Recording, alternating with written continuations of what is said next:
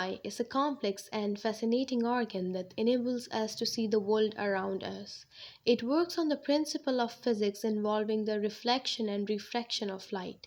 In this video, we will take a closer look at the anatomy of eye and how it works. So here's an eye. Iris is the colored part of the eye and it is located behind the cornea. It controls the side of the pupil.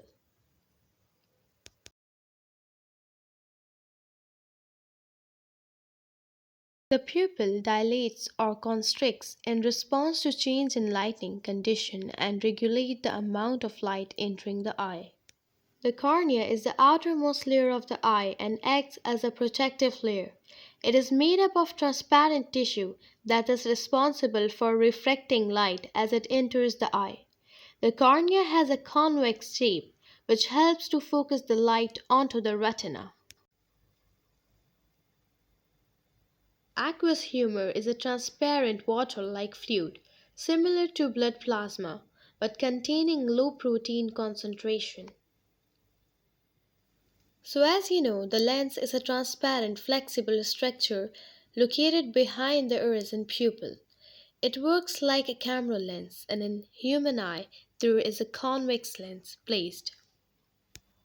Retina is a layer of light-sensitive cell located at the back of the eye, which converts light into electrical signals that are sent to the brain through the optic nerve. The optic nerve is a bundle of nerve fibers that carries visual information from the retina to the brain.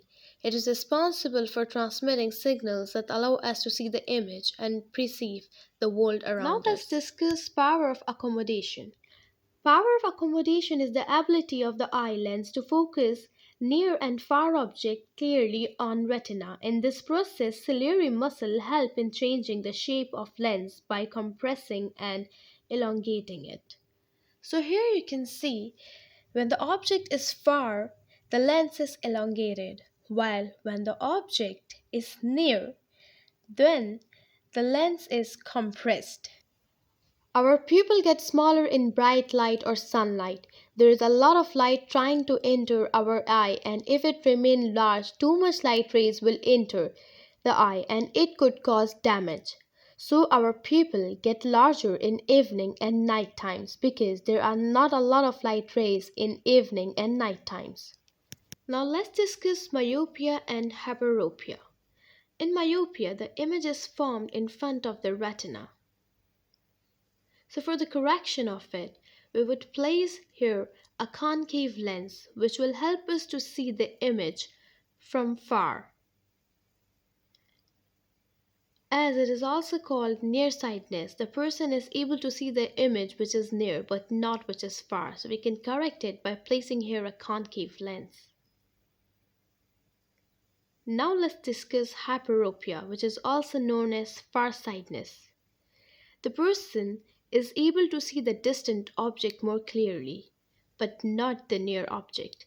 So for the correction of it, we would place here a convex lens, which will help the person to see the object from near to, and the image will form onto the retina.